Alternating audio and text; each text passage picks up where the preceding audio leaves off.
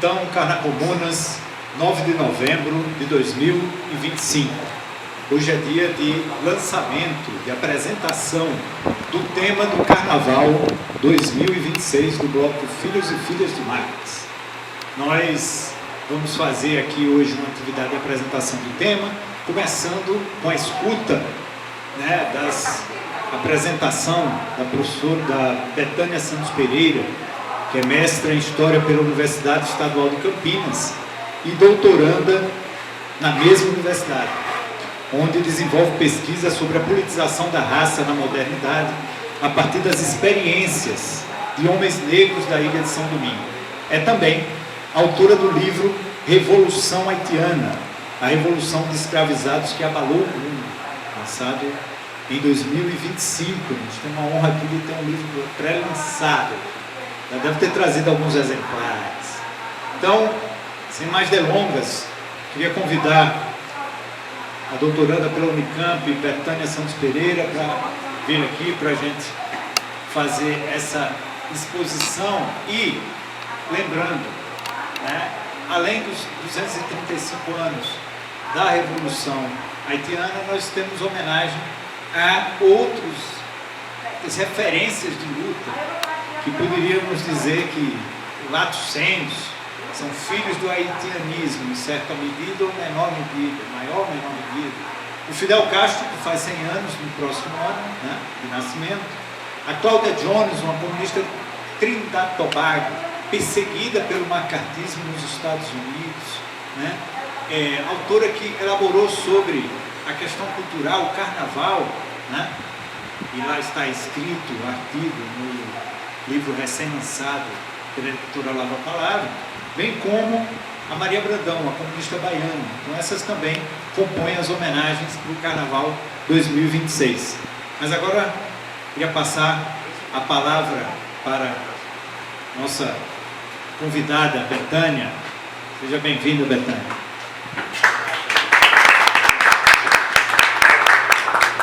Oi, gente, boa tarde. Primeiro, agradeço ao Cristiano pelo convite. Eu me mudei recentemente para a Bahia e já ser recepcionada, recentemente mesmo, há 2 meses, eu acho, né? E ser recepcionada assim foi muito bacana, e poder falar da Revolução Haitiana em um espaço que não é o da universidade, mas que também é um espaço onde a gente está construindo conhecimento, onde a gente pensa questões que são importantes, né? O Carnaval tem esse lugar também, já é bastante... Vocês sabem muito bem do lugar político que o Carnaval tem, onde a gente consegue juntar essas questões. Então foi muito bacana para mim poder estar aqui e conhecer o bloco e poder falar pensando a partir dessas referências caribenhas que o Cristiano apresentou para a gente. Eu acho que é muito legal poder pensar a Revolução Haitiana localizada nesse lugar também, né? Em contato com o Caribe, mas conectando com o Brasil a partir de experiências comuns entre o Haiti e o Brasil, as Américas, a partir de uma presença negra revolucionária e radical nesses lugares. A gente pensou em fazer uma fala contando mesmo a Revolução Haitiana, né, como isso acontece, o contexto, e acho que eu consigo fazer uma fala mais didática mesmo, a gente pontuando as datas e tal, porque às vezes a gente conhece, né, sabe da Revolução Haitiana, sabe o que aconteceu, mas não conhece com tantos detalhes, ou né, quem estava envolvido, as reivindicações, e aí eu pensei em fazer alguma coisa assim. Então, quando a gente está falando da Revolução Haitiana, a gente está falando de um acontecimento que foi bastante longo, algo que começa em 1791 e vai até 1804 e começa com uma organização de escravizados e acaba com a independência, né, culmina na independência do Haiti. Mas não é um movimento único, assim como qualquer revolução, esses acontecimentos vão se reorganizando e as pessoas vão se reorganizando conforme isso acontece. Então a gente costuma, né, na historiografia, na história, já está definido que o início da Revolução Haitiana é em agosto de 1791, quando os primeiros escravizados se reúnem em uma cerimônia tanto religiosa e política, que é uma cerimônia vodú, para definir o que eles vão fazer. Por que isso, né? Aí, o nome colonial do Haiti é São Domingos, e essa ilha, que é o Haiti hoje, que é meia ilha, na verdade, né? O Haiti divide a ilha com a República Dominicana, era responsável por quase toda a riqueza da França desse período.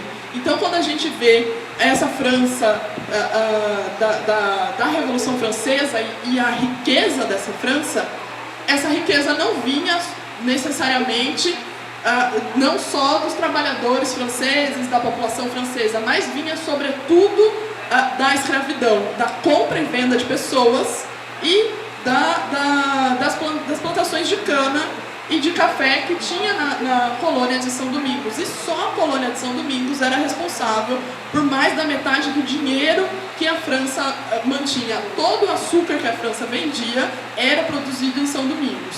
E era um açúcar produzido com uma altíssima qualidade. A gente encontra nos documentos da época, os especialistas em açúcar sabiam dizer quando era açúcar de São Domingos só provando, só pelo gosto.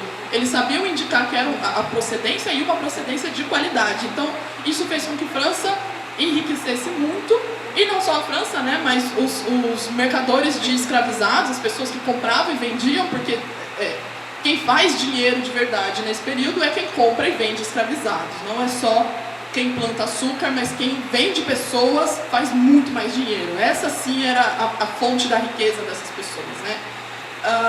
E aí, com as suas várias cidades portuárias que a França tem, existiam vários grupos envolvidos e pessoas envolvidas nessa compra e venda de outros seres humanos. E por que eu estou falando dessa grande produção, né?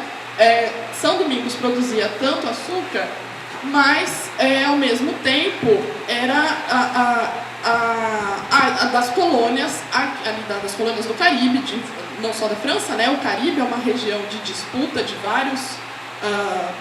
várias potências europeias. Então hoje se a gente tem no Caribe ilhas onde as pessoas falam diferentes idiomas, é porque todas essas potências europeias estavam ali colonizando. Então a gente fala em França, fala em Espanha, Holanda.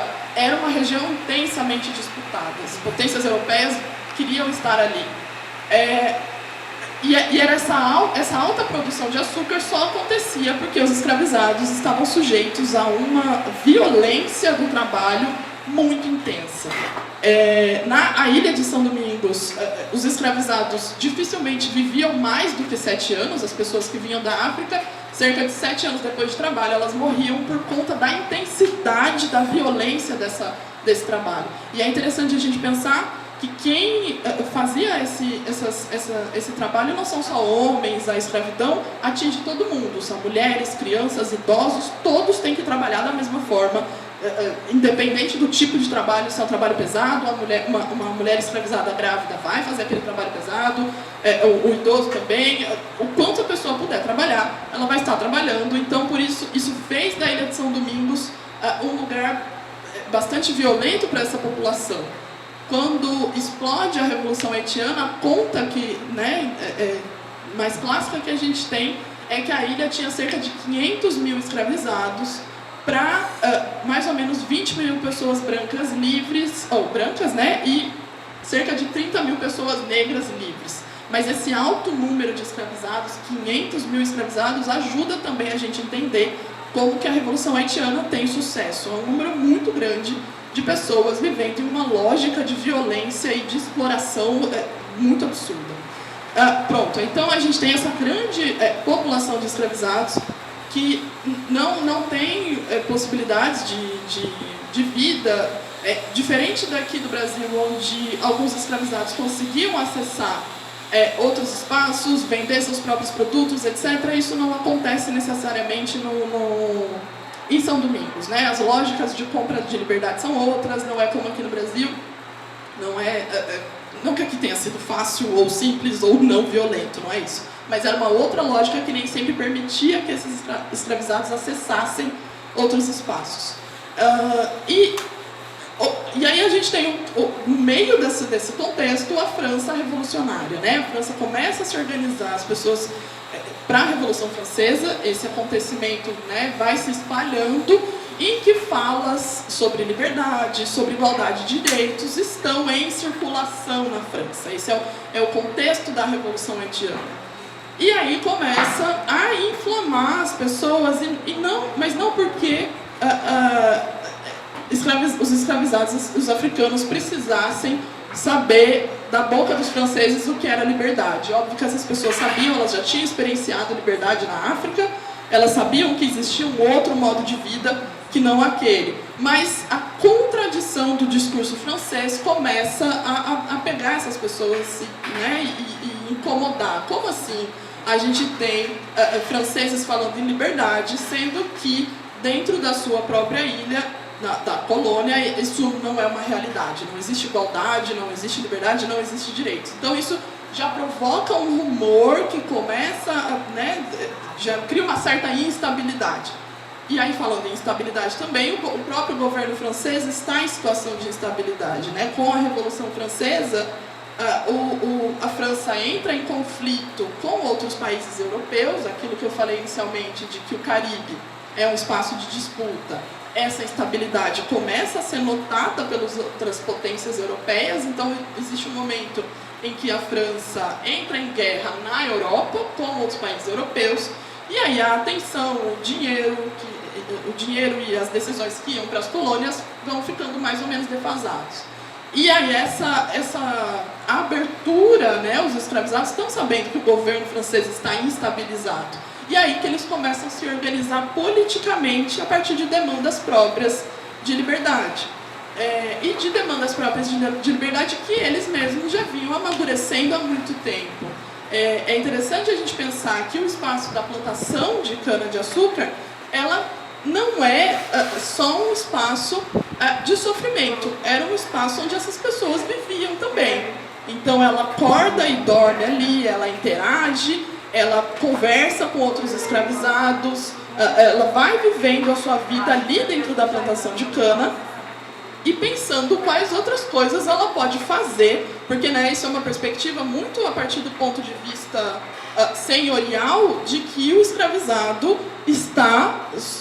é um ser humano, então ele estabelece relações, tem de família, tem filhos, tem amizades, e são esses momentos que propiciam que essas pessoas também articulem sobre acessar a liberdade, sobre o que elas podem fazer, sobre o que é político, conversam sobre as notícias, sobre os acontecimentos. Então essas pessoas também têm uma vida em que esses outros momentos que elas constroem longe do olhar branco, em que essas outras coisas acontecem, em que elas conversam e articulam sobre o que mais elas podem fazer além daquele trabalho completamente absurdo, né? Então, a revelia da violência da escravidão, essas pessoas estão pensando em outras coisas. E uma dessas era pensando o que eles podiam fazer para se libertar daquela situação. Então, as primeiras articulações desses escravizados não têm necessariamente uma ideia de que eles querem ficar independentes e construir um país. Não é assim, né? Isso vai aparecendo depois, é um processo que dura 13 anos, então demora até ter essa articulação. As reivindicações iniciais são por mais tempo de folga, por menos tempo de trabalho, por possibilidade de circular pela ilha sem ter que sem sofrer uma repressão policial, né? Um escravizado não pode ficar circulando por aí. Então as reivindicações iniciais são nesse sentido, mas até que chega um momento em que eles percebem que essa reivindicação precisa ser mais forte. O Haiti é uma ilha pequena, mas cada região tem características muito, muito diferentes. Então, no norte do Haiti, que é onde tinha mais escravizados, mais plantações de cana, uma conexão maior com a França, né? Está mais perto da França, então o comércio era ainda mais intenso com a França. Os escravizados começam a se reunir também em celebrações noturnas, em celebrações religiosas noturnas, e que eles dão basta e falam: olha, a gente precisa agora, neste momento, pensar o que a gente vai fazer para acabar com a exploração que a gente sofre diariamente aqui nesse lugar. E aí é muito interessante porque o líder vodou né, o líder, um homem e uma mulher, a Cecília Fatimã é uma líder, uma mandô, e o Bultmann, que é um líder voodoo, e ele provavelmente era um escravizado de origem muçulmana, ou seja, ele sabia ler, possivelmente ele sabia ler, esse nome dele é porque ele andava com um livrinho, e as especulações é de que ele fosse um escravizado de origem muçulmana. Eles conseguem organizar uma grande cerimônia em que eles trazem para essa cerimônia pessoas negras não necessariamente escravizadas, mas que têm um poder de liderança nos locais onde trabalham, nos locais por onde passam. Então, provavelmente vocês já ouviram falar de Toussaint Louverture. Toussaint Louverture, nesse momento ele já era provavelmente um homem livre, mas ele era um cocheiro, né? Essa era a função dele, esse era o trabalho dele. E aí o que é interessante é que ele estivesse, ou outros como ele estivesse nessa reunião. O cocheiro é uma pessoa que pode circular, ele tem liberdade de circular. Então ele está nessa reunião, eles se reúnem num lugar chamado Boa Caimã, é uma floresta, à noite, onde eles fazem uma cerimônia voodoo, mas também conversam que a partir do dia 21 de agosto de 1791, eles vão iniciar as suas ações. E como isso vai ser? Eles vão iniciar as suas ações, cada um vai retornar para o seu lugar onde trabalha, onde circula, onde tem essa influência, para poder destruir, colocar fogo e botar abaixo as plantações de cana e os engenhos. Então, os alvos iniciais, eu acho isso muito interessante, é a inteligência de perceber, né, e a articulação política de perceber que essa tecnologia da cana articulada pelos brancos que está sendo usada contra os escravizados. Então, eles vão destruir, eles começam no norte do Haiti destruindo todas as plantações de cana e isso se alastra muito rápido. Mesmo depois o grupo é capturado, etc. Mas e aí é muito interessante como a população branca demorou de entender o que estava acontecendo, porque dentro da imaginação branca, essas pessoas jamais estariam pensando em liberdade, em revolução, em sair da escravidão. Tem alguns trabalhos que mostram até cartas escritas, cartas de brancos escritas assim uma semana antes da Revolução, dizendo: tá tudo bem, aqui não vai acontecer nada, essas pessoas já estão acostumadas a viver assim. E não, esses escravizados estavam sim articulando ideias de liberdade à sua própria maneira e a partir de expectativas do que eles já tinham, né? Não é uma ideia europeia abstrata de liberdade, não se está falando em liberdade de comércio, não é isso, que essas são as reivindicações brancas da Revolução Francesa, né? Eles estão falando de liberdade de uma forma concreta, é destruir o sistema colonial para que a gente possa viver da forma que a gente quiser. Não, toda essa construção de trabalhar na plantação de cana, trabalhar 15, 20 horas por dia, não fazia sentido e não faz, né, para essa população. Então, a primeira movimentação é essa, dos escravizados do norte do Haiti, e aí eu estou especificando o norte porque nas outras regiões se dá de outra maneira, mas eles conseguem em pouquíssimas 2, 3 semanas acabar com todas as plantações de cana, com todos os engenhos e deixar a região numa situação inacreditável. Os brancos não conseguem acreditar que aquilo realmente aconteceu porque foi completamente inesperado. O que é absurdo, né? Tem um pesquisador haitiano, o Jean Casimir, que ele diz que ele não consegue entender como que os brancos não esperavam que pessoas que sempre viveram em um regime de violência não reagissem com violência, né? Como eles não esperavam que essa violência seria devolvida. Depois dessa movimentação, então, no norte do Haiti, a polícia dali da ilha fica alerta, a França recebe aviso de que tem que enviar exército, mas a própria França está com seus problemas para poder dar conta da ilha.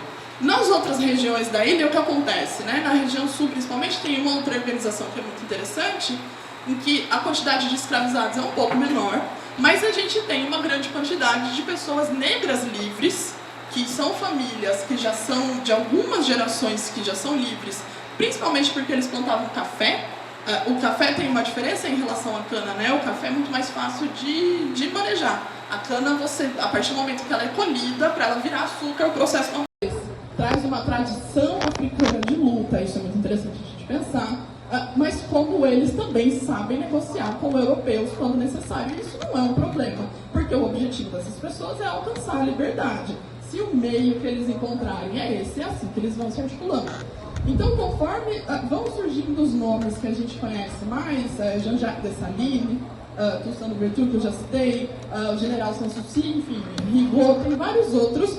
Esses generais vão ascendendo conforme eles vão melhorando a sua capacidade de articulação.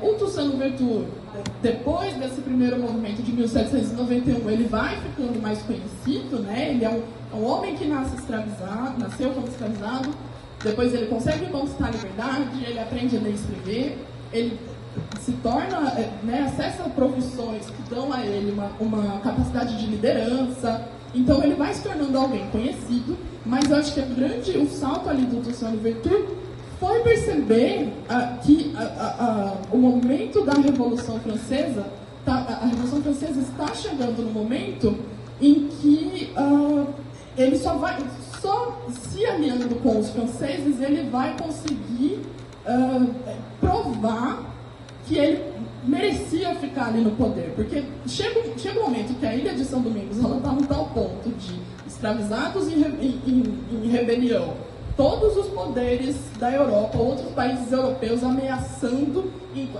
invadir a ilha, que o governo francês fica completamente desesperado. E aí que a França percebe que ela vai ter que cobrir todas as ofertas dos outros países europeus. Ela vai ter que se associar de fato com os escravizados, porque eles são em maior número, eles são 500 mil pessoas, se associar com eles, sim, essa é a conta de 500 mil escravizados para mais ou menos uns 20, 30 mil brancos. Essa proporção é completamente absurda. O Caribe recebe muito escravizado. Eu não lembro se o Caribe recebe, se é o Brasil, o Caribe ou o Caribe Brasil. Eu nunca... É muito. A gente ouve muito sobre a quantidade de pessoas negras nos Estados Unidos, mas não tem nem comparação com o que o Brasil e o Caribe recebe. Então, esses escravizados organizados em exércitos, eles sabem que a França precisa deles. Eu acho que é isso. Eles sabem que a França precisa deles para resistir aos europeus, mas também para poder implantar a própria Revolução Francesa, a República dentro da colônia. Porque os brancos franceses, eles estão muito mais interessados na manutenção da escravidão e na manutenção do poder monárquico. Então, acho que essa foi a esperteza desses generais e do exército de perceber que a França precisava deles. E não necessariamente o contrário. É a partir daí que eles conseguem negociar e criar estratégias que garantam a eles lugares importantes na hierarquia do poder dentro da ilha. É assim que Toussaint Louverture ascende a ponto dele se tornar governador geral da ilha. Ele consegue reprimir várias rebeliões menores e às vezes até de pessoas negras, às vezes até de pessoas negras livres, que poderiam incomodar a França. Então ele chega para a França e diz: olha, eu acabei de, por exemplo, tem um outro general chamado Rigaud. O Rigaud participa ali de uma disputa de poder com um general francês que comanda a ilha, e Toussaint Louverture reprime, acaba com a rebelião do Rigaud e chega para a França e diz: olha aqui, ó, eu resolvi esse problema que vocês não deram conta, então eu quero algo em troca. E essa capacidade de negociação chega em um momento que os franceses percebem que eles precisam acabar com a escravidão. Então, quando a França, a gente conhece a data do fim da escravidão no Império Francês em 1848, mas a França já tinha acabado com a escravidão antes, em 1792, e não por uma decisão dos franceses. E isso é muito interessante. Os representantes do governo francês em São Domingos, né, são dois, o Sonthonax e o Paul Verlaine, acho que são deles. eles negociam com os escravizados e com Toussaint Louverture o fim da escravidão. E aí eles avisam a metrópole que não tem mais como manter a escravidão e que ela foi encerrada. Então não é o contrário, né? A gente geralmente vê essas grandes decisões sendo definidas na Europa e depois elas chegam nas colônias aqui. Nesse caso não tinha como segurar mais escravizados, a população negra na situação de escravizados, porque eles podiam perder esse grande exército que era extremamente importante. E desde 1791, as pessoas não queriam mais trabalhar plantando cana. Né? Eles não... Acho que esse é o nome deles, isso. Eles negociam com os escravizados e com Toussaint Louverture o fim da escravidão. E aí eles avisam a metrópole que não tem mais como manter a escravidão e que ela foi encerrada. Então não é o contrário, né? A gente geralmente vê essas grandes decisões sendo definidas na Europa e depois elas chegam nas colônias aqui. Nesse caso não tinha como segurar mais escravizados, a população negra na situação de escravizados, porque eles podiam perder esse grande exército que era extremamente importante. E desde 1791, as pessoas não queriam mais trabalhar plantando cana. Né? Eles não querem mais trabalhar da forma como os franceses esperam que eles trabalhem. Já se opõem fortemente a isso. Com a declaração da abolição, é uma aposta de que o trabalho livre vai fazer com que essas pessoas retornem para os campos de cana, mesmo que seja um trabalho menos intenso, mas que algum nível dos padrões de cana e de açúcar, porque a França está precisando muito de dinheiro, né? Ela precisa manter os seus exércitos, então que algum padrão de plantação de cana e de café seja reestabelecido, mas que principalmente se tenha soldados para lutar contra os outros países. Mexer na estrutura da terra, da propriedade, mexer na propriedade, da estrutura da propriedade da terra. Essa é uma questão complicada no Haiti até hoje, né? Esses dois representantes franceses que eu falei, cada um tem uma proposta, um quer fazer uma distribuição de terra mais ampla e o outro não, e o Toussaint Louverture é dos que não querem fazer produção de terra. Sim, porque o Toussaint Louverture ele precisa manter o cargo dele, como um representante do governo francês, e ele precisa mostrar serviço para a França. E uma das promessas que ele faz é a população vai voltar a trabalhar. Então o Toussaint Louverture é muito ambíguo. O Toussaint Louverture, em 1801, ao mesmo tempo em que ele militariza a vigilância em cima dos trabalhadores, também ele cria uma constituição para uma colônia. Então é muito... Né, é um poder colonial ainda, mas ele cria uma constituição e fala, olha, a lei aqui não é a França que vai dizer, sou eu. Ele cria uma constituição, mas essa constituição, por exemplo, militariza a vigilância do trabalho e quer que as pessoas continuem trabalhando da mesma forma que durante a escravidão. Então é muito ambíguo e muito político, né? Ele tem essa forma de negociar que eu acho que é uma esperteza também muito absurda e um conhecimento político muito grande. Mas a gente tem alguns especialistas que apontam que o problema do Toussaint Louverture foi justamente não ouvir a população. Ele se torna pouco popular. Na verdade, o Toussaint Louverture não é um líder popular no Haiti hoje. Isso é uma construção daquele livro Jacobinos Negros, que é muito bom, do C.L.R. James, mas é o James que traz, que é um historiador de Trinidad e Tobago, é ele que traz o Louverture como herói. O herói mesmo dos haitianos é Jean-Jacques Dessalines, que é depois quem assina a independência da Haiti. Mas enfim, deixa eu voltar. E aí, a gente tem essa data, 1792, 92, 93, né? 93 é quando a lei é assinada, é a primeira vez que a França abole a escravidão. Então a França nem fala dessa data, é algo que os franceses não conseguem trazer, é 1848, porque eles não falam porque a escravidão retorna para São Domingos mais para frente. Com o fim da escravidão, então, as pessoas já não querem mais trabalhar, elas querem trabalhar do jeito delas, elas não querem mais plantar cana, enfim, essa lógica é completamente perturbada.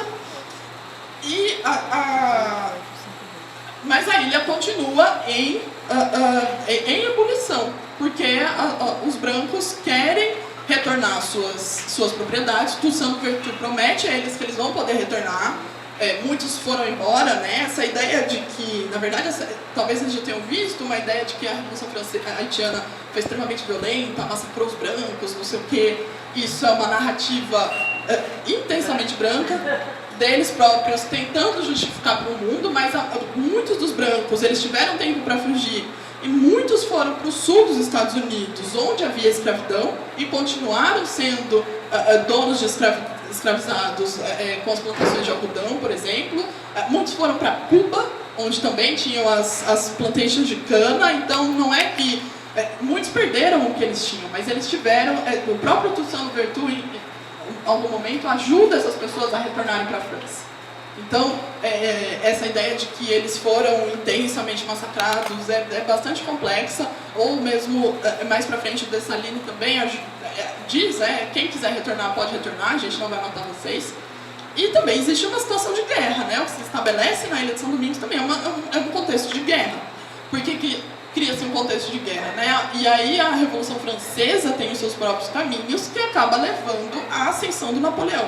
E aí sim, existe um novo projeto colonial recolocado por Napoleão, em que ele é completamente reacionário, né? E aí o que Napoleão diz é que todas as leis criadas depois de 1789, elas têm que ser destruídas. E uma delas é o fim é a abolição. É nesse momento em que a escravidão, existe uma tentativa de se retornar à escravidão.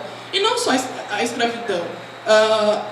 Tem uma documentação que mostra que Napoleão diz para a gente retornar para a escravidão, mas é também para a gente tirar essas pessoas negras arrogantes do governo, do exército. Ele não quer, não é só a escravidão. Existe também uma ação informada pelo racismo de que não é para ter pessoas negras em nenhum espaço de poder, como isso estava acontecendo, né? Existe um momento da Revolução Francesa, em que as discussões sobre as colônias avançam tanto, em que quando Napoleão dá o golpe, quando Napoleão ascende, né, já se está pensando em acabar com as colônias francesas e transformá-las em departamentos.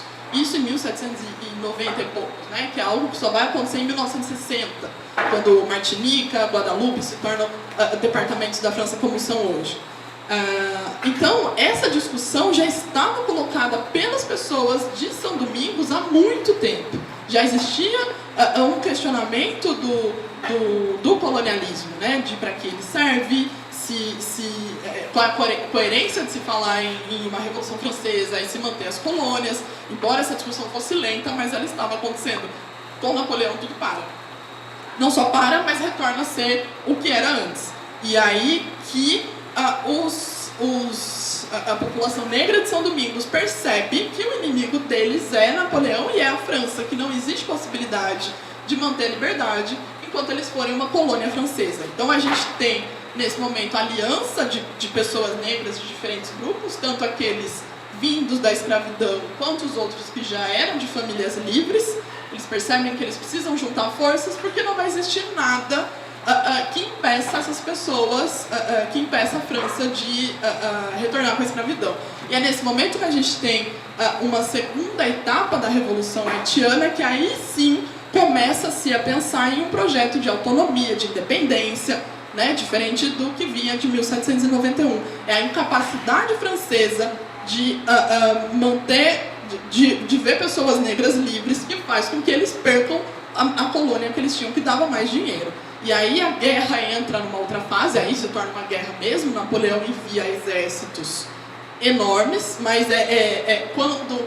E aí a gente tem alguns relatos de quando esses soldados chegam e eles ouvem, por exemplo, os soldados haitianos cantando as músicas da Revolução Francesa, eles começam a se questionar o que eles estão fazendo ali. Aquelas pessoas são realmente inimigas? Eles se opõem porque eles percebem que existe um ponto em que essas lutas se conectam. E aí né, a gente tem vários fatores, desde da incapacidade de lidar com o clima, com as doenças tropicais, mas o desconhecimento, né, os soldados franceses não conheciam o terreno tão bem quantos exércitos negros não sabiam falar. A gente já tem o crioulo haitiano, né? No Haiti não se fala... O francês é a língua oficial, mas o que todo mundo fala, independente da classe, todo mundo fala crioulo haitiano. Então a gente já tem um crioulo inicial que as pessoas falam, que os franceses não dominam, enfim. Já existe todo um contexto, mas também uma capacidade militar dessa população negra de destruir o exército francês. Então, pensar que eles conseguem acabar com aquele que era considerado um dos maiores exércitos na época, que é o exército de Napoleão, é algo muito grande. São pessoas, uma população que... exércitos que mal tinham armas, não é? É um desejo pela liberdade, uma consciência de que eles não podem perder, meio que um tudo ou nada para o qual esses escravizados vão. Eles recebem ajuda de outros poderes, né? Aquelas disputas que eu disse no começo, elas estão colocadas ainda. Caribe é um lugar até hoje, né? Se a gente for ver tantas as ocupações militares que os Estados Unidos faz nos países caribenhos. Então, o Caribe é até hoje um lugar onde muita coisa acontece politicamente. Então, eles se associam com vários poderes, mas eles têm muito evidente que esse país precisa ficar independente. E é assim que os que vão ser os haitianos conseguem. Nesse meio tempo, né, nesse momento em que Napoleão restaura a escravidão, ele também manda prender Toussaint Louverture, ele engana Toussaint Louverture, ele diz, olha, venha para a França para a gente conversar aqui, eu quero te conhecer. E Toussaint Louverture, quando a esquadra do Napoleão chega, o Toussaint Louverture percebe que era uma armadilha, mas ele já não tinha mais o que fazer, né? Napoleão usa um golpe baixíssimo, porque até os filhos de Toussaint Louverture estudavam na França, e ele manda os filhos de volta para conversarem com o pai, são adolescentes que falam, olha, que não tem noção do que está acontecendo, e Toussaint Louverture entra no barco preso, sua família, a esposa e os filhos também, e eles não se veem nunca mais.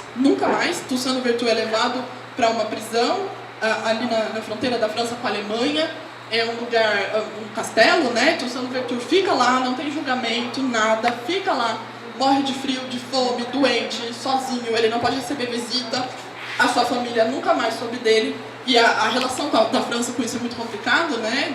Toussaint Louverture morreu, e aí eles enterraram depois nesse lugar, mas em algum momento esse castelo, a região onde ele estava enterrado passa por uma reforma, que a França, isso já no século XX, que a ossada é misturada na reforma, enfim, se perde a ossada de Toussaint Louverture, ela sequer existe. Hoje ele está enterrado simbolicamente no Panteão, em Paris, mas é simbólico, não existe mais nada.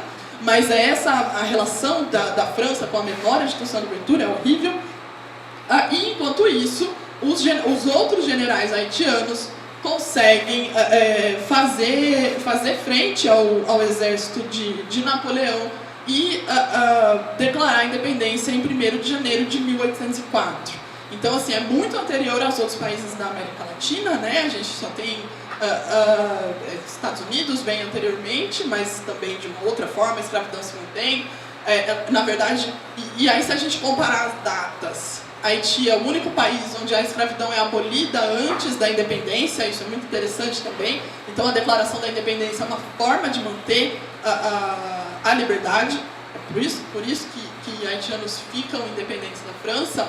Mas o Haiti, depois da independência, ele também é muito logo depois, né? A forma como esse país se constrói é um farol de liberdade para o resto do mundo, né? A gente encontra Bolívar indo pedir ajuda aos haitianos.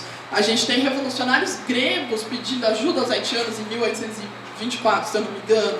A gente tem o Haiti com projetos de imigração para pessoas negras dos Estados Unidos, né? Eles mandam representantes nos Estados Unidos antes do fim da escravidão, também ali em 1830, e dizem, olha, nós somos um país negro livre, e não é como a Libéria, por exemplo, que é feito por norte-americanos brancos para mandar vocês. É um país negro livre, de verdade. Se vocês quiserem, estamos abertos a recebê-los. É um estado, é um país novo, com as complexidades, né? O Haiti não resolve todos os problemas políticos e econômicos e da raça assim que ele fica independente, né? Acho que é interessante a gente reconhecer também a humanidade desse lugar. Existem contradições, por exemplo, não existe uma política de distribuição de terras, não tem. Isso era uma demanda da população desde 1791, porque se colocam disputas de poder como se coloca em qualquer país que fica recém-independente. Às vezes a gente quer que esses lugares resolvam todas essas questões. Não vai resolver, porque disputa política é assim que acontece, no Haiti não é diferente. Mas existem outras coisas que são muito interessantes. Por exemplo, uma das primeiras constituições haitianas vai definir que todo cidadão haitiano vai ser identificado como negro. A palavra negro, ela significa cidadão no Haiti. É tanto que no crioulo haitiano, quando você chama alguém de neg, você está chamando alguém uma pessoa, né?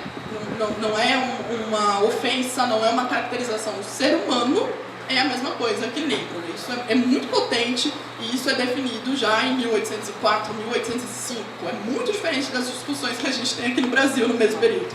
Ou se a gente pega alguns intelectuais haitianos desse comecinho do século XIX. Existe um escritor haitiano de 1810, ele chama Barão de Vaté. Ele escreve um livro para denunciar o colonialismo. Então o livro não está traduzido para o português, né? Óbvio. Até hoje o Brasil tem dificuldades com seus próprios autores negros, quanto mais autores negros do século XIX de outros lugares. Mas o Barão de Vaté, ele diz que o colonialismo e a França são a barbárie. Isso é muito potente, você dizer que bárbaros, em 1810, alguém dizer que os bárbaros não são os africanos ou os negros, mas são os brancos que criam lógicas de opressão baseadas na cor da pele. Eles estão discutindo isso. Como não existe uma diferença racial, que essa diferença racial foi criada pelos brancos para justificar a escravidão. Então, quando a gente traz esses haitianos para pensar para o Brasil, né, ou a Revolução Haitiana, eu acho que a gente tem que pensar também como o Haiti inaugura uma tradição negra radical de discussão, de política, uma tradição negra radical de se pensar vários temas de política, vários temas que a gente está se debatendo no Brasil até hoje. A Revolução Haitiana meio que já encaminha, em alguns momentos até ela dá a solução. Então, olhar para esse país da forma como vocês estão propondo aqui, em articulação com outros caribenhos, etc., é muito interessante porque a gente reposiciona o Haiti no mundo, né? Provavelmente quem é da minha idade ou mais velho lembra que as imagens que a gente tem do Haiti são sempre de muita pobreza, né? O país mais pobre do mundo, o país onde a política não é levada a sério, onde não acontece nada a sério, e não é bem assim. Existe uma narrativa, né, essa palavra está meio esvaziada, mas enfim, existe uma narrativa branca, uma expectativa branca sobre esse lugar, que a gente olhe para ele dessa forma, né? Tem uma coisa que eu costumo dizer sempre, que o Caribe, na verdade, a gente aqui no Brasil acostumou a ver o Caribe como só um lugar de praias, de resort, onde não tem pessoas, onde não tem política, onde não tem história. E na verdade não é assim, é o oposto, é o completo oposto. E os haitianos já estão dizendo isso. A gente tem historiadores haitianos do começo do século XIX dizendo: o Haiti precisa de uma história escrita por haitianos porque os brancos são racistas e vão escrever o que eles quiserem. Isso é muito antecipado. Isso é algo do começo do século XIX, isso vem muito antes. Então, quando a gente olha para o Haiti como esse espaço central na política, e não pensar que a Revolução Haitiana também está à margem, né? Ela não está à margem. A discussão sobre o lugar das colônias é extremamente importante porque ela mexe com né, o centro do capitalismo, que são as plantações de cana, que são as plantations. A gente tem historiadores e pesquisadores do Caribe, né, o Eric Williams, por exemplo, ele vai dizer que capitalismo e escravidão são coisas que andam juntas, que a gente não consegue separar. Ou que a gente vai olhar para Aimé Césaire, por exemplo, que é um homem negro caribenho também, ele diz que a ascensão do fascismo, por exemplo, ela está informada pelo colonialismo. Ele vai dizer que a Europa só deixou o fascismo ascender, porque a Europa já tinha sido desumanizada com o colonialismo. Então, essa denúncia do colonialismo os caribenhos já estão fazendo há muitos anos, os intelectuais caribenhos negros e a população caribenha. Aí não é, a gente está falando aqui na Revolução do Haiti, porque ela é a que alcança a independência do país. Mas a todo momento existem outras revoltas de escravizados pipocando no Caribe, né, nesse mesmo momento ali, século XVIII, final do século XVIII, porque essas pessoas conhecem e sabem o que é liberdade. Elas não precisam necessariamente da Revolução Francesa. Eu acho que a Revolução Francesa, como eu disse, ela é o que fragiliza o governo da Ilha de São Domingos. Liberdade para todo mundo? Então vai ser liberdade para todo mundo. A gente está pensando em uma ideia de igualdade na prática e para todos. Não é uma ideia abstrata, inacessível ou de discussão filosófica sobre o que é igualdade, sobre o que é liberdade. É uma discussão real que incide sobre a vida das pessoas. Então eu acho que esse é o ponto em que a Revolução Haitiana tem uma proposta extremamente radical, não só pelos meios como ela acontece, mas os objetivos que ela tem, que é falar nessa igualdade de uma forma para todas. Uma proposta extremamente radical, não só pelos meios como ela acontece, mas os objetivos que ela tem, que é falar nessa igualdade de uma forma para todas. E mesmo se a gente pega o Estado pós-revolução, né? O Estado Nacional Haitiano, o Haiti tem uma série de constituições, como eu disse, tem esses vários grupos que entram em disputa, né? Como é uma revolução, tem um governo extremamente militarizado, isso é bom e ruim. Primeiro porque o fato do Haiti ficar independente não quer dizer que a França aceite essa independência. A França continua por mais 20 anos assediando militarmente o Haiti, então eles precisam manter um exército. Mas é um Estado militarizado que, em certa medida, também cria dificuldades de acesso à terra, dificuldades de circulação para pessoas que não estão necessariamente ligadas ao exército, mas também os haitianos sabem que eles precisam manter o exército porque o mundo não estava pronto para aceitar um país negro independente, formado por ex-escravizados. A vigilância do mundo sobre o Haiti ela é intensa até hoje, né? E o Brasil tem contribuído muito para essa vigilância. Se a gente pensa na intervenção militar de 2003, na MINUSTAH, ela é bastante complexa, né?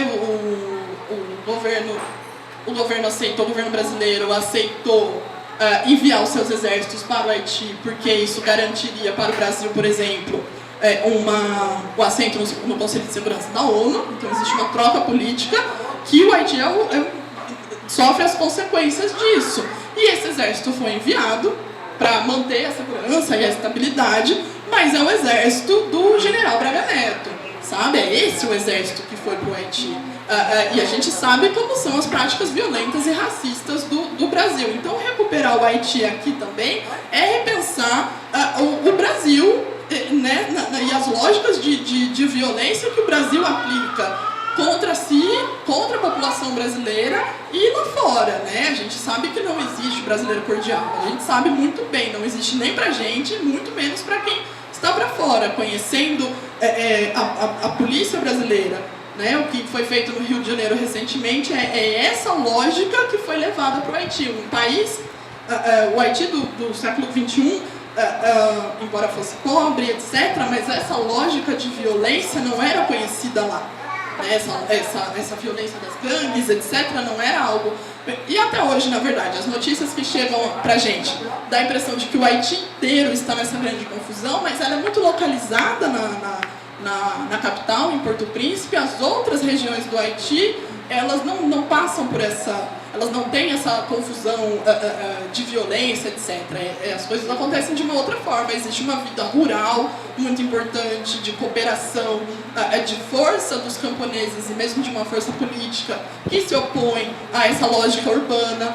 Mas, enfim, trazer o Haiti aqui para a gente discutir isso no Brasil e pensar isso no Brasil, eu acho que também é interessante para a gente pensar as nossas próprias instituições e as nossas próprias estruturas, né? Que política internacional é essa em que a gente usa um país negro que foi o primeiro a ficar independente por uma revolta de escravizados, em que a gente usa ele para acessar espaços de poder mais ou menos complexos como esse da ONU, né? Que mensagem o Brasil está enviando, inclusive para pessoas negras que estão dentro do Brasil, né? De qual é o valor que existe essas vidas? Por que não foi pensado uma outra lógica de cooperação? Por que não foi pensado uma outra coisa que não é um envio de exército? Por que a via militar que o Brasil usa para lidar com o Haiti? Então eu acho que estar aqui abre um espaço para a gente pensar essa discussão e outras coisas.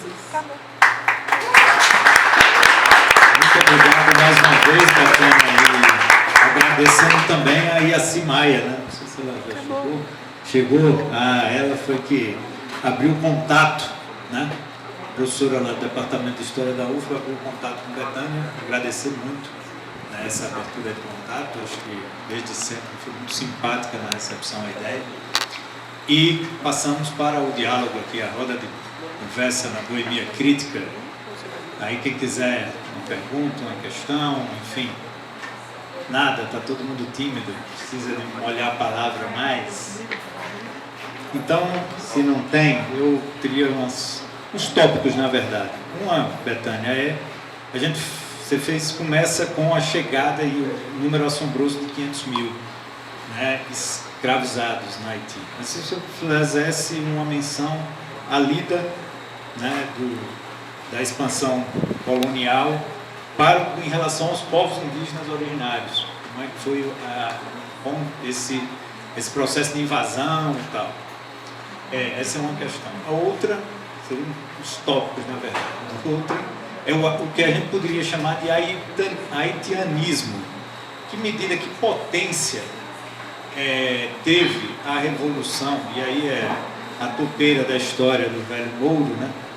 E rompendo ali em 1791, que potência teve para a época, para os povos oprimidos, para os trabalhadores e trabalhadoras escravizados, né, e oprimidos em geral, na América Latina, mas talvez no mundo, assim, qual é a dimensão que a gente pode dar? E aí eu cotejo com a questão final, que é a questão, é possível aí nesse aspecto comparar esse haitianismo, essa experiência do Haiti, com o que a gente tem hoje de Cuba, né? Esse papo vai para Cuba, né? Essa coisa da Revolução Cubana como um farol que iluminou e impulsionou muitos jovens na década de 60, 70 e até hoje treme de medo, né, as classes dominantes pela América Latina, no Brasil e no mundo até. E aí, assim, está muita questão, né? Mas a última. Caetano Veloso cantou em 91, o Haiti é aqui. Reproduz em certa medida ou dialoga com esse senso comum de construção, né, de que um Haiti pobre e tal. É dado histórico de que a independência fora arrancada, conquistada na luta, mas no processo negocial ficou uma carga pesadíssima. Qual o peso, né? Como é que isso, esse Haiti falado pobre, empobrecido, dificultado socialmente, qual o peso que ele carregou dessa luta? Como Cuba, ontem, inclusive, quem puder ainda doar, Jacira passou aí, tem uma campanha de arrecadação para Cuba, né? Então, assim, Cuba vive uma dureza fruto de ter enfrentado o Império Norte-Americano. Em que medida essas condições que são cantadas aí em verso e prosa sobre as dificuldades sociais do Haiti tem a ver com esse peso de ter enfrentado o Império Francês, inclusive Macron aqui recebido como se fosse, né, uma grande coisa, né? Enfim, mas vamos lá. Para complementar, né? Porque o exército brasileiro ele vai como salvador, porque as crianças estão comendo lá no Haiti biscoito de barro, passando fome, lugar mais miserável do mundo para justificar a ida do exército, né? E é justamente isso, fazer essa ligação. O país que se rebela, é o primeiro país a que se rebela no mundo contra o imperialismo, né? Contra esse mercantilismo, inclusive de pessoas humanas. Então, precisa mostrar para o mundo que esse país não deu certo, né? Então, fazer essa ligação esse país que não deu certo, porque se rebelou, mas é feito por pessoas negras, com exatamente a Revolução Cubana, né? Que também tem que se mostrar para o mundo que não deu certo, aí faz um barro, mas que aí mostra as misérias cubanas, né? Então, como foi mostrado, como também é mostrada a miséria do Haiti, né? Como se isso fosse a justificativa, porque há uma incompetência, né, da questão dos negros para conseguir sair desse lugar e prosperar no sentido de prosperidade europeia.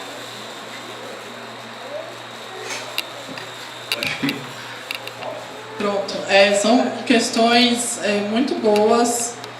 Com relação aos povos originários, como eu disse, o Haiti não resolve todas as questões. A memória com os povos originários é bastante complexa. A identidade haitiana está muito ancorada na valorização do negro. Isso é colocado. O que eu encontro sobre povos originários é essa ideia de que eles foram todos assassinados, não sobrou ninguém. E os escravizados substituíram essa população e essa mão de obra. Mas, ao mesmo tempo, existe uma saída que eu acho bastante interessante. Primeiro que essa população originária não foi inteiramente dizimada, né? Existem grupos pequenos, mas existem grupos que reivindicam essa identidade, tanto no lado haitiano quanto na República Dominicana, né? A gente pensar que era uma população só, essa fronteira não é algo estabelecido depois. Mas depois da independência, tem um livro escrito por um haitiano em que ele conta primeiro a história da população nativa que vivia ali, dos indígenas que viviam ali, e ele dá destaque para um líder desse grupo, dessa etnia, que eu não vou me lembrar agora, que se rebela contra os europeus, mas ele não tem sucesso nessa rebelião, não consegue alcançar, expulsar os europeus. E aí, esse escritor haitiano ele vai dizer depois que quando eles conseguem expulsar a Europa de fato, eles estão fazendo isso em nome dos povos originários que sofreram o mesmo que eles. Então, eu acho que existe uma coisa interessante, que é entender que a violência do colonialismo bateu nos dois grupos, né, nos povos originários e nos africanos, e que o sucesso da Revolução Haitiana se deve também ao sangue que foi derramado pelos povos originários. É isso que ele escreve. E o nome escolhido para dar para a ilha independente, para o país independente, é um nome que remete ao momento anterior à colonização. É um dos nomes que aquele local tinha, que é Haiti, né?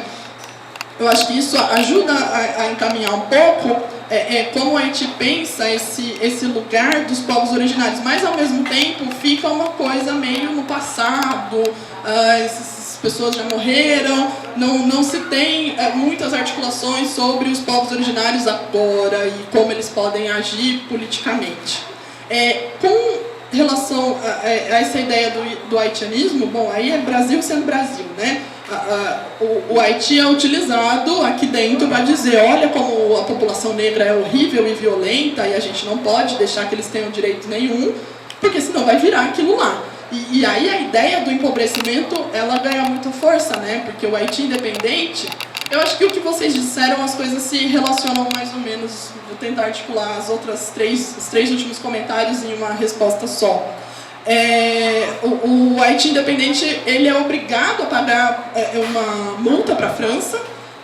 A França faz uma conta lá que não faz sentido nenhum, e dizem, olha, esse valor aqui vocês têm que pagar, e o valor é completamente exorbitante, ultrapassa qualquer coisa que o Haiti tinha de dinheiro ou a possibilidade de fazer esse dinheiro, né?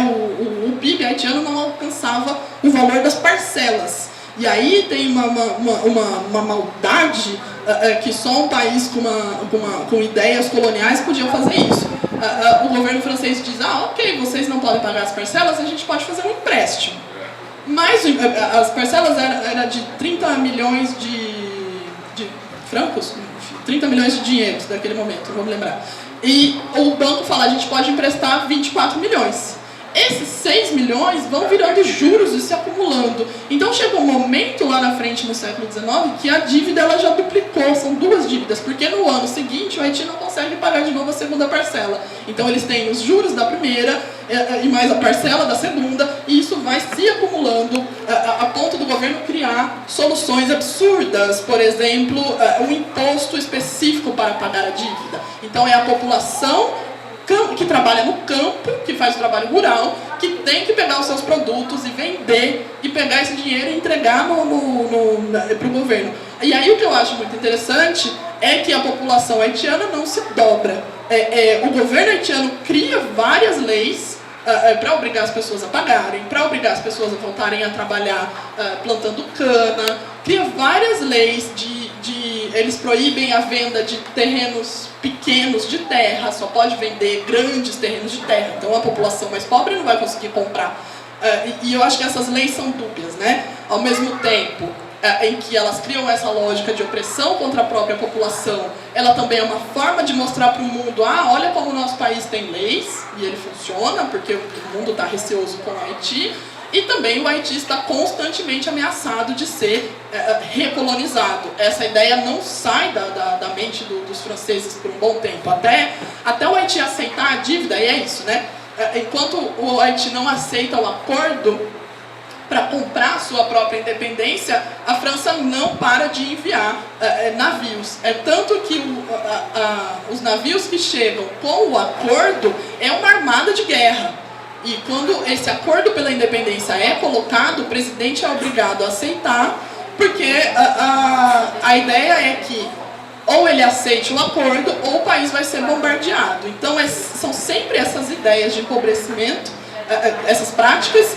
E se a gente pensa na relação com Cuba e na ideia do embargo, o Haiti sofre algo muito parecido, né? Tem um trabalho de uma historiadora norte-americana que ela mostra que os comerciantes norte-americanos queriam que os Estados Unidos estabelecessem relações diplomáticas com o Haiti, porque eles queriam voltar a fazer comércio com o Haiti de uma forma organizada, e o governo dos Estados Unidos diz não, a gente não vai ter uma representação diplomática com esse país, uma relação diplomática com esse país. O Brasil também não tem uma relação diplomática com o Haiti até o final do século XIX, se eu não me engano.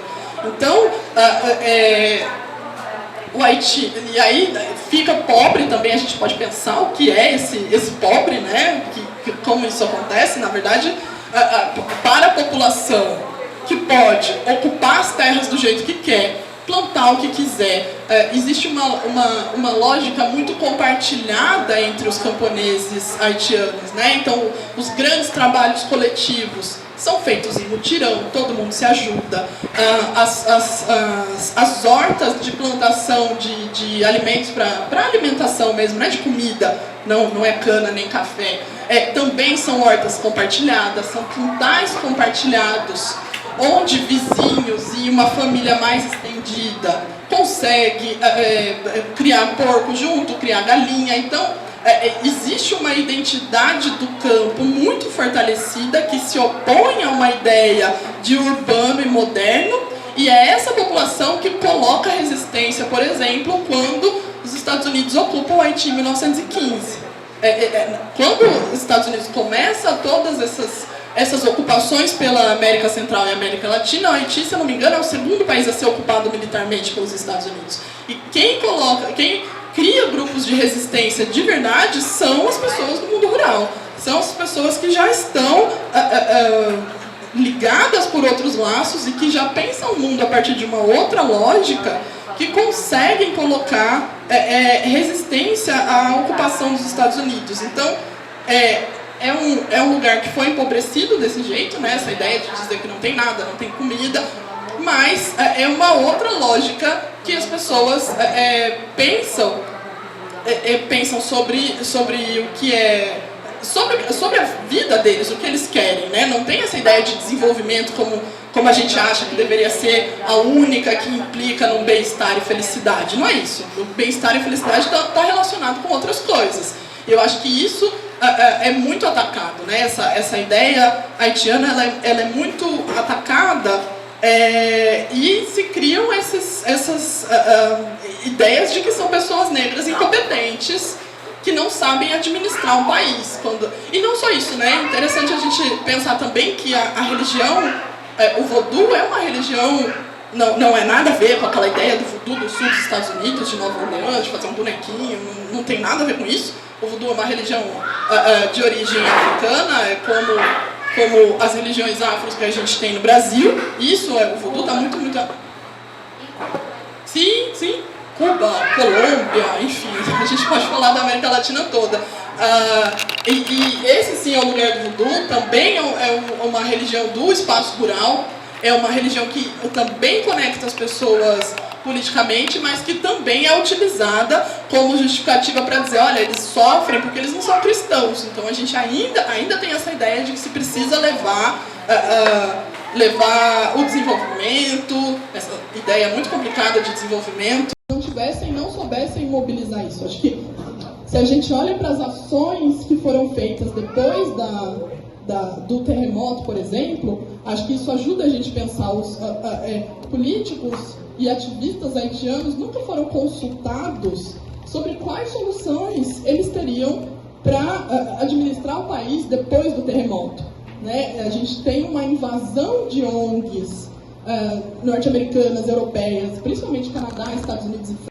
A gente tem uma invasão de ONGs norte-americanas, europeias, principalmente Canadá, Estados Unidos e França, uma invasão de ONGs levando aquilo que eles acreditam que sejam soluções, mas os próprios haitianos não foram consultados nem em suas necessidades, mas o que eu acho que é mais importante é pensar em soluções. O que os próprios haitianos, né? O Haiti tem uma universidade, que o acesso é difícil, mas tem sociólogos, tem pessoas de várias profissões, tem pessoas ativistas, tem as pessoas, né, são todos agentes ali que conseguem pensar sobre a própria vida e sobre o que eles pensam que devem ser feito com o seu país. Essas pessoas nunca foram consultadas por essas ONGs. Eu acho que o Haiti ocupou, né, no século XIX, esse lugar de ser responsabilizado pela sua própria situação, quando na verdade a gente tinha restrições, embargos econômicos, políticos, países que ainda mantinham a escravidão e não queriam fazer nenhum tipo de acordo de relação com o Haiti, porque isso poderia trazer, né, é isso que a gente encontra nos trabalhos, ideias de liberdade, de igualdade para a população negra do seu próprio país. É isso que impede. Quando a gente está aqui e a gente não conhece sobre a história do Haiti, a gente não sabe... Isso é algo que recai sobre o racismo brasileiro, que comprou também essa ideia de que o Haiti é um lugar horrível e que nada interessante acontece por conta da Revolução. Isso está muito amarrado de que, como os haitianos se revoltaram contra a França, tudo que está acontecendo é porque eles não aceitaram, né? A gente conhece esse discurso. Quando o terremoto aconteceu, a imprensa norte-americana, principalmente, apareceu uma série de jornalistas defendendo que a situação pós-terremoto era culpa da própria população, era culpa de se terem rejeitado a colonização francesa, quando a gente sabe que outros países que foram colônias francesas por mais tempo não estão numa situação melhor. Mas existe uma lógica do capitalismo que impede que esse lugar seja visto como um lugar um lugar de liberdade, que se pensa a liberdade, em que se questiona o desenvolvimento. E aí os Estados Unidos têm um papel muito importante nisso, infelizmente, né? Como sempre eles fizeram na América Latina. Mas, por exemplo, se a gente pensa na autonomia da população em plantar o seu próprio alimento, isso é muito forte no Haiti, né? Da coisa da população produzir a sua própria alimentação. E até até o final do século XX, os haitianos conseguiam plantar todo o arroz que eles consumiam. Todo o arroz que era consumido no Haiti era plantado por eles. Até o momento que o governo norte-americano começa a vender um arroz mais barato, só que não é um arroz que dá para plantar e crescer. Você, tem que comprar ele sempre, não é como o arroz do lugar. A ponto do arroz haitiano ter sido substituído pelo arroz norte-americano e essa população não planta mais o próprio arroz. Eles têm que comprar, né? Ou se a gente pensa, por exemplo, desde o período colonial era muito comum que as famílias tivessem o seu próprio porco. E alimentassem o porco, engordassem e compartilhassem esse porco depois quando ele, mais pra frente, quando ele estava grande, etc. Teve um momento em que os Estados Unidos começou a dizer, olha, o porco haitiano está com doença, ele precisa ser substituído, e foi substituído por um outro animal que precisa ser comprado, que não come as mesmas coisas, que come ração, que não come as mesmas... Enfim, sabe? Então, todas essas práticas de vida que apontam para uma autonomia da população rural, e eu falo da população rural porque existe uma oposição muito forte, né, entre o mundo rural e o urbano ainda no Haiti. E porque é o mundo rural que resiste, sempre. É o mundo rural que resistiu na Revolução Haitiana e depois... e depois mais pra frente, né? Como eu falei, da ocupação dos Estados Unidos, então é um grupo liderado pelo Charlemagne Peralta, que se opõe aos Estados Unidos e que enfrenta o exército norte-americano, e existem várias tentativas de sabotar a autonomia dessa população, de autonomia, de se ajudar, etc., que já tem essa experiência, né, de muitos anos, que enfrentam essas estruturas e se colocam frente a essas coisas que vêm de fora, mas também que existe uma elite haitiana que se articula com os Estados Unidos, com o Canadá, para manter essa população nesse lugar, né? Existe uma elite haitiana. Até tem um haitiano que foi deportado recentemente, ele morava nos Estados Unidos, mas ele é dono de minas, exportava produtos minerais para os Estados Unidos, e ele é um dos que existe uma suspeita de que ele estivesse no assassinato do último presidente haitiano. Mas é isso, também existe uma elite que está disposta a entregar seu país, né, para outros poderes, e que ela precisa ser combatida. Se a gente olha para o Haiti hoje, não existe um sistema universal de educação pública.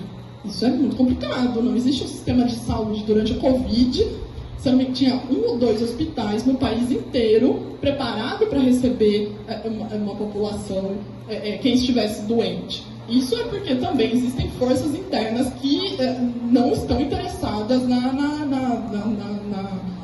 população,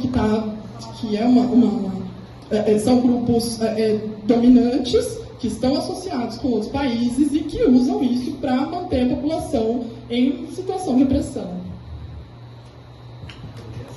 Obrigado, doutor.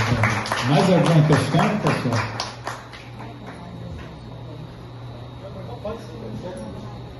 Primeiro, agradecer a sua exposição. Super importante a gente resgatar essa história de conhecer, ter contato com essa revolução que foi cheia de contradições, com todas as revoluções, e traz consequências até hoje, né? Agradecer também o pessoal que está organizando o evento, é uma maravilha poder se reunir para debater esse tema.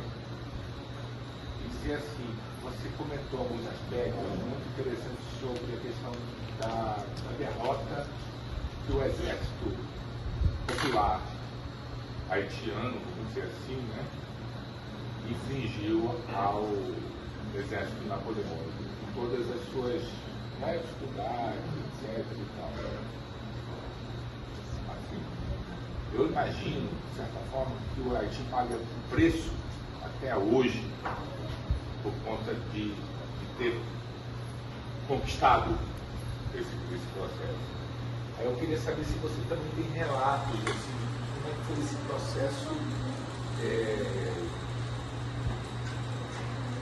da formação desse exército, como é que essa revolta, como é que você ganhou essa revolta? Acho que você já observou algumas coisas aí, tá? Mas você cria umas fontes mais também que a gente possa conhecer um pouquinho mais, né?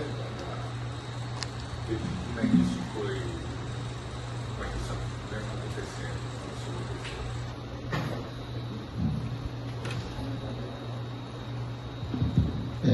Muito desculpa por ter chegado agora, mas eu tive a sorte de ouvir duas coisas muito interessantes quando você falou do porco do Haiti, né? E o Haiti conseguiu no Caribe ser uma África, né? Porque foi o primeiro país, é o único, aliás, que conseguiu tomá-lo do colonizador e virar quase uma África fora da África. Mas quando você falou do porco me chamou muita atenção porque eu conheço isso. O nome do porco é Lord White. Isso é muito significativo.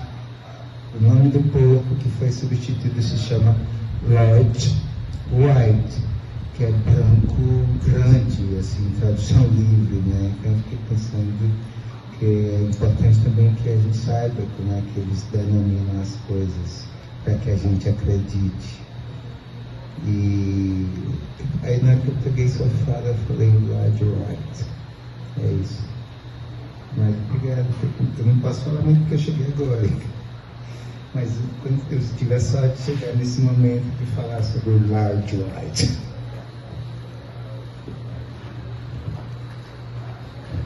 Pronto.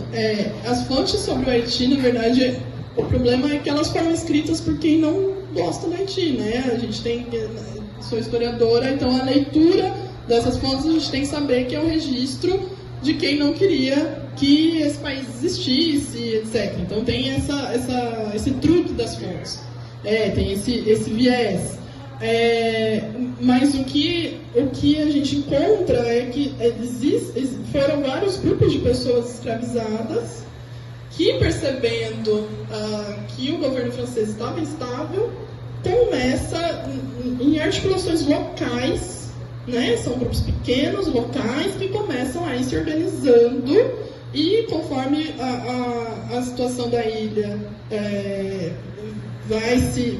Porque não, eu falei dos escravizados, mas eles não são o único grupo, né? A gente tem brancos monarquistas que se opõem à Revolução Francesa, agindo dentro da ilha, tem estrangeiros de outros lugares, exércitos de outros países, tem esse grupo de pessoas negras livres também com posições políticas diversas, que nem sempre são aliadas dos escravizados. Essa aliança diverge ou converge de acordo com o objetivo. E aí o que a gente tem são os relatos de pessoas brancas refugiadas, imprensa, os relatos relatórios do governo francês, né, contando a situação que a ilha está. Então, através dessas diferentes fontes, dessas diferentes vozes, os historiadores vão identificando, e aí depois vão identificando um exército que se une com práticas mais ou menos que remetem à África, por exemplo, né? Porque não tem uma formação marcial clássica. Então, é mais ou menos assim, como se dizia, procurando nas entrelinhas como essa população está se organizando. E aí o que você falou é bastante interessante, e eu acho que a gente pode ir além, né?